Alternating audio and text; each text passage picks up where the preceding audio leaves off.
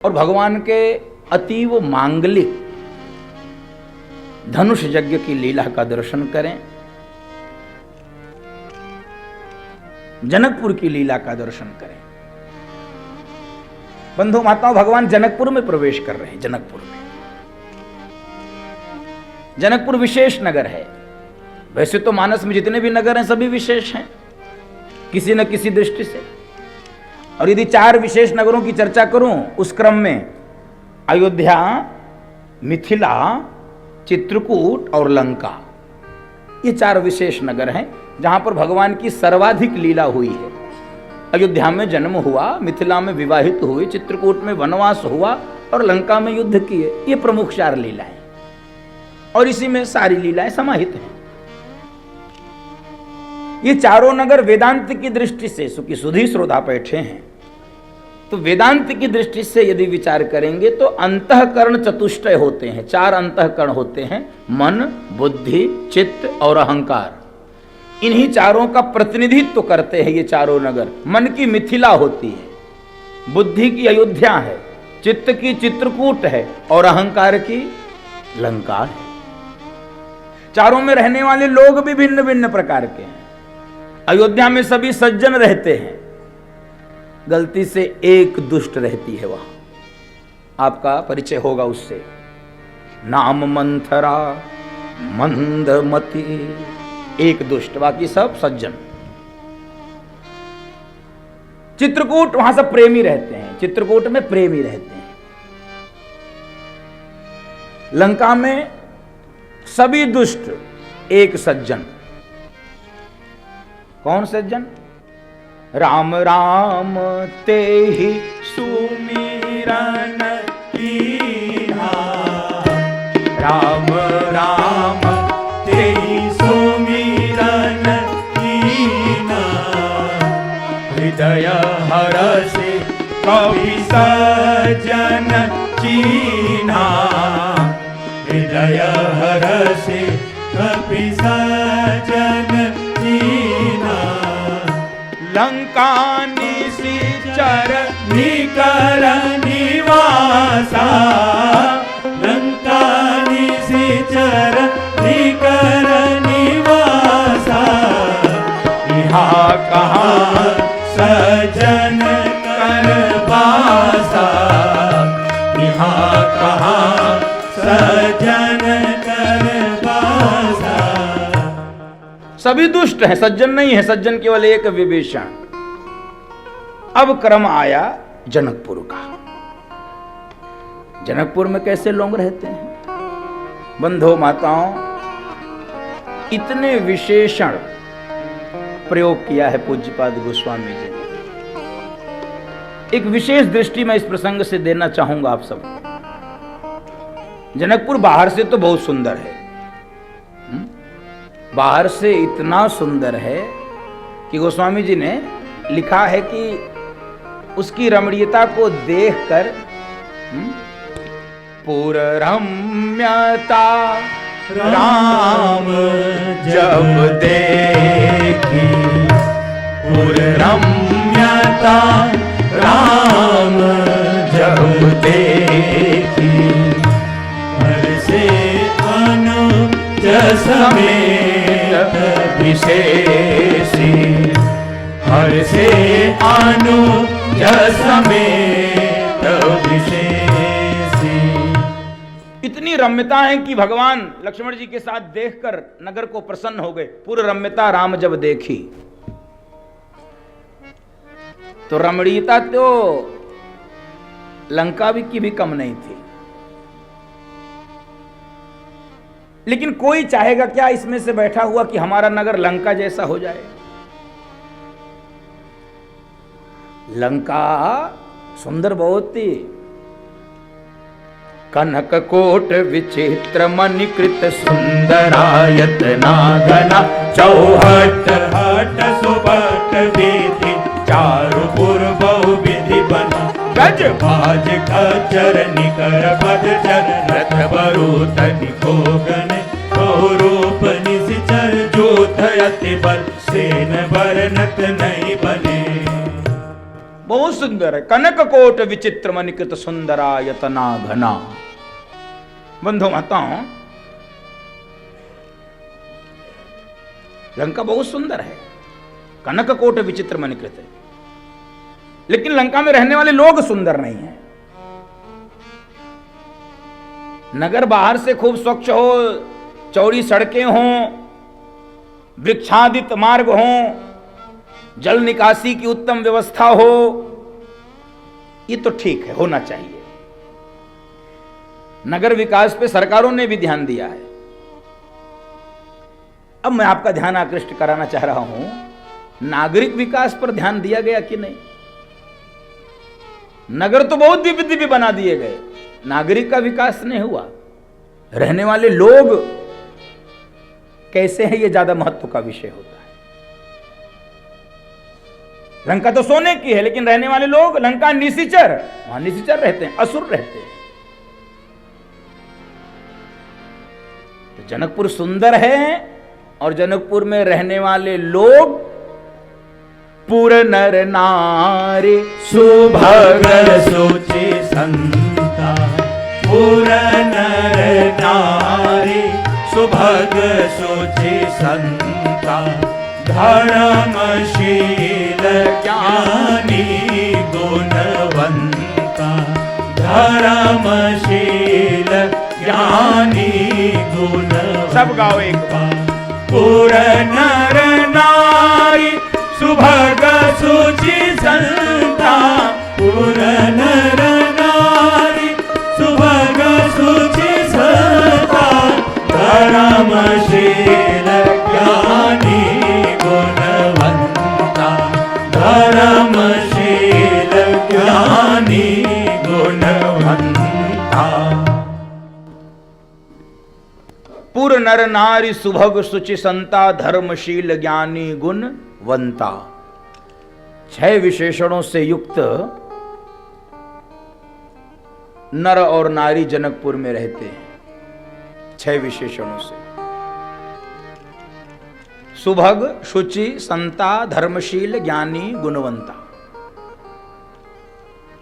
रहने वाले लोग कैसे होते हैं, यह ज्यादा महत्व का विषय है।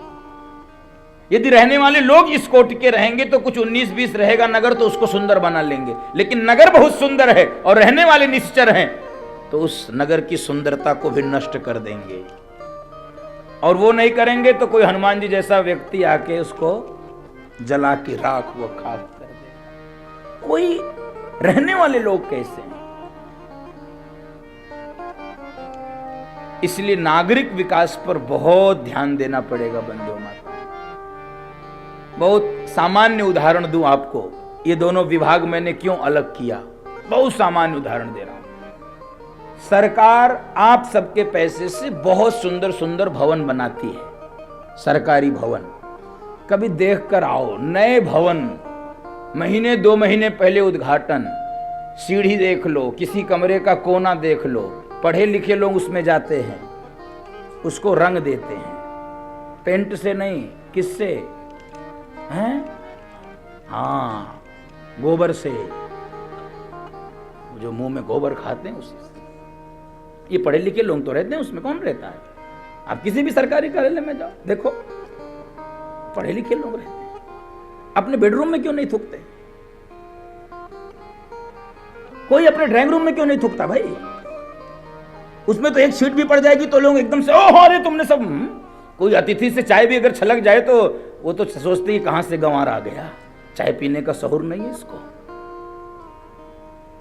और तुमने इन सरकारी भवनों को अपना क्यों नहीं समझा, सड़क को अपना क्यों नहीं समझा? इसलिए परम पूजनीय गुरु जी कहते थे, एक व्यक्तिगत चरित्र होता है, एक राष्ट्रीय चरित्र होता है। हम केवल व्यक्तिगत चरित्र पर, राष्ट्रीय चरित्र हमारा है ही नहीं है। हमको कभी नहीं लगता है कि नहीं देश के संसाधन भी हमारे हैं, तभी तो इस देश में सरकारी बसों को जला दिया जाता है। वंदे मातरम ट्रेन चलती है, वंदे भारत, उस पे पत्थर फेंक दिए जाते हैं, उसके कांच तोड़ दिए जाते हैं। निवेदन करूंगा, नगर विकास और नागरिक विकास, जनकपुर बहुत सुंदर है। और बंधु माताओं, ऐसे सुंदर लोग, ऐसे पवित्र लोग जिस नगर में रहते हैं वो नगर जनकपुर हो जाता है, और जो नगर जनकपुर हो जाता है भगवान स्वयं वहां पर विवाह करने के लिए चले जाते हैं बंधु माताओं। फिर वहां के लोगों को भगवान को नहीं खोजना, भगवान स्वयं उन लोगों को खोजते हुए चले जाते हैं। सुभग यानी सुंदर, शुचि यानी पवित्र, संता यानी संत स्वभाव के लोग, धर्मशील यानी धर्म को मानने वाले लोग, ज्ञानी लोग और गुणी लोग, ऐसे विशेषण बताया गया। और बंधु माताओं, संत स्वभाव का नाम होता है। किसका नाम होता है? स्वभाव का। संत किसी आडंबर का, किसी पाखंड का, किसी वेशभूषा का, किसी दंड कमंडल का, किसी छाप तिलक का नाम नहीं होता।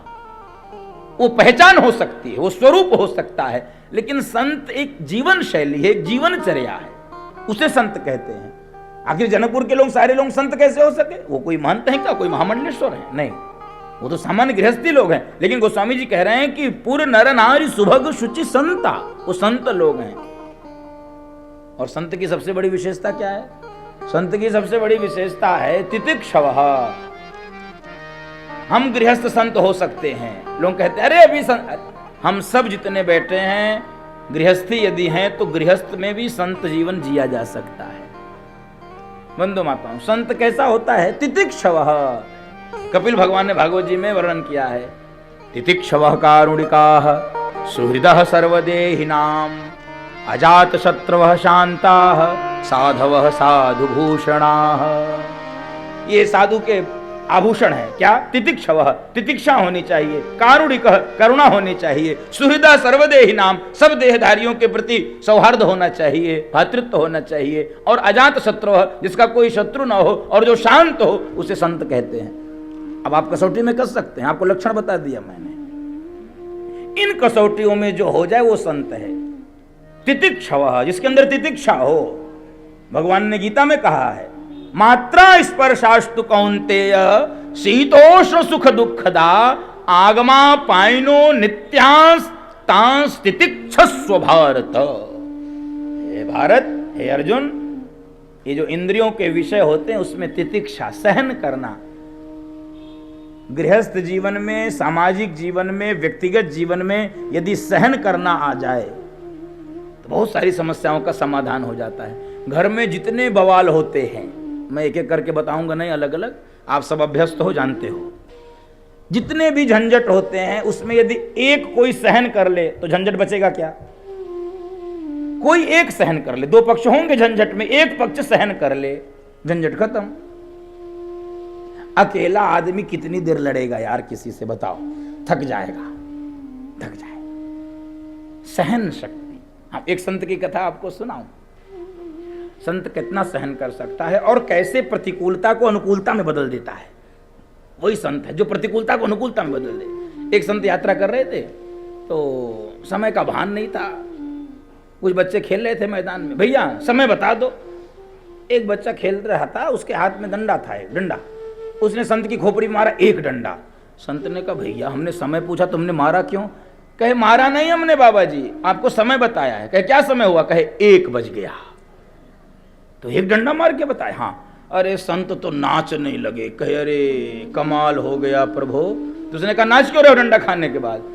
तो संत ने कहा कि नाच इसलिए रहा हूं कि 1 घंटा पहले नहीं पूछा, नहीं तो कितने डंडे पड़ते। हाँ, हर हाल में खुश रहना, संतों से सीख जाए, हर हाल में खुश रहना। संतों से सीख जाए, हर हाल में खुश रहना, हर हाल में खुश रहना। संतों से सीख जाए, हर हाल में खुश रहना। संतों से सीख जाए, महफिल में जुदा रहना, महफिल में जुदा रहना। संतों से सीख जाए, महफिल में जुदा रहना। संतों से सीख जाए, हर हाल में खुश हरि रहना। बोल।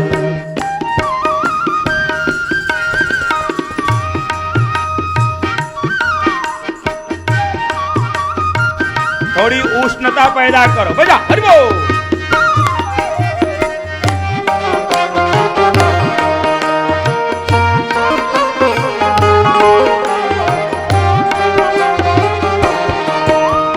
सुख दुख में हंसना रोना है काम कायरों का। सुख दुख में हंसना रोना है काम कायरों का। दोनों में मुस्कुराना, दोनों में मुस्कुराना संतों से सीख जाए। दोनों में मुस्कुराना संतों से सीख जाए। हर हाल में खुश रहना।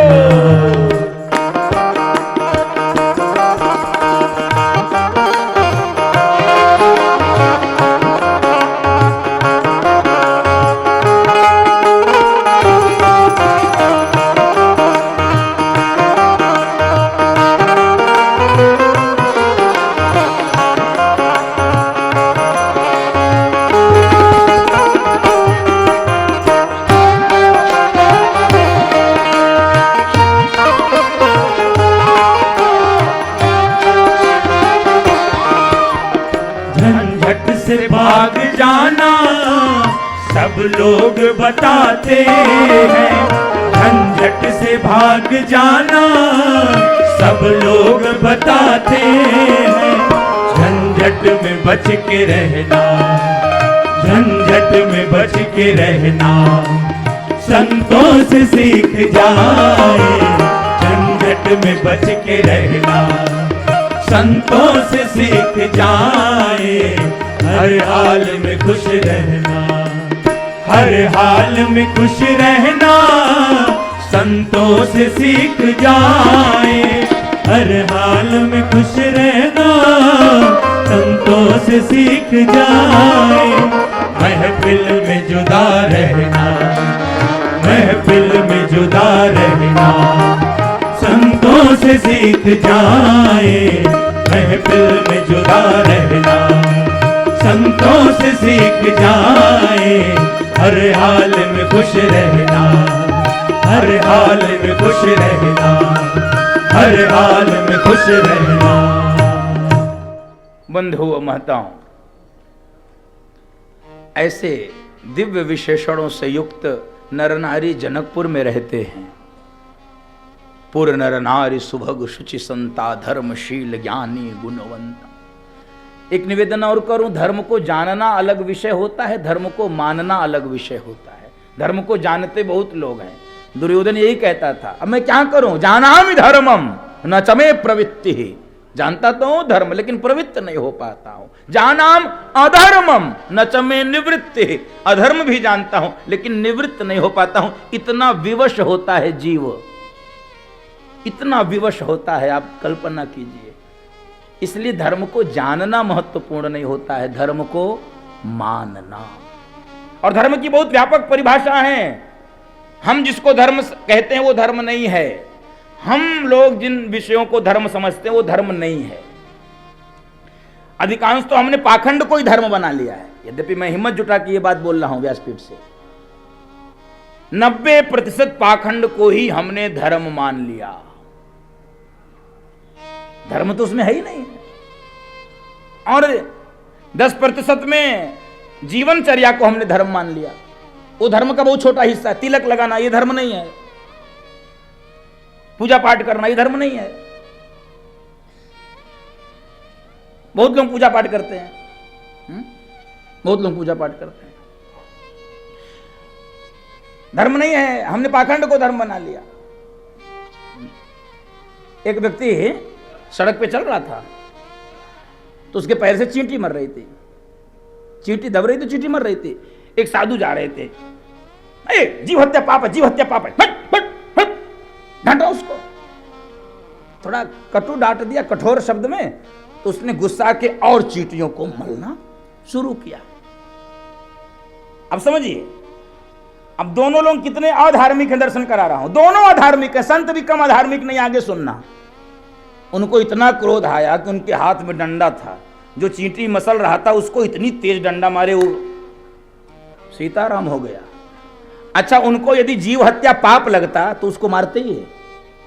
जीव हत्या यदि पाप होता तो उसको इतनी तेज डंडा मारते वो मर जाता है।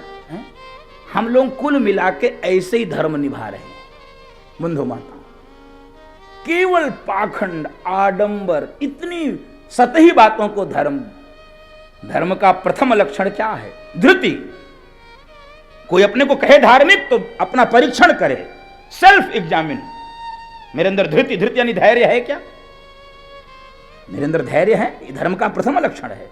धृति, क्षमा, दमो, स्तेयम, शौचम, इंद्रिय निग्रह, धृ, विद्या, सत्यम, क्रोधो, दशकम धर्म लक्षण।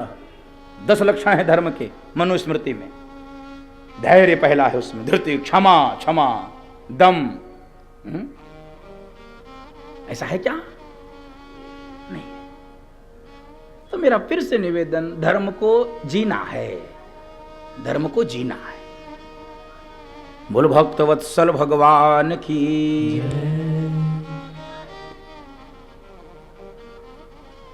ऐसे जनकपुर में गुरुदेव विश्वामित्र के साथ भगवान राम व लक्ष्मण का प्रवेश हुआ और महाराज जनक को यह बात पता चली। विश्वामित्र महामुनि आए, विश्वामित्र महामुनि आए, समाचार मिथिलापति आए, समाचार मिथिलापति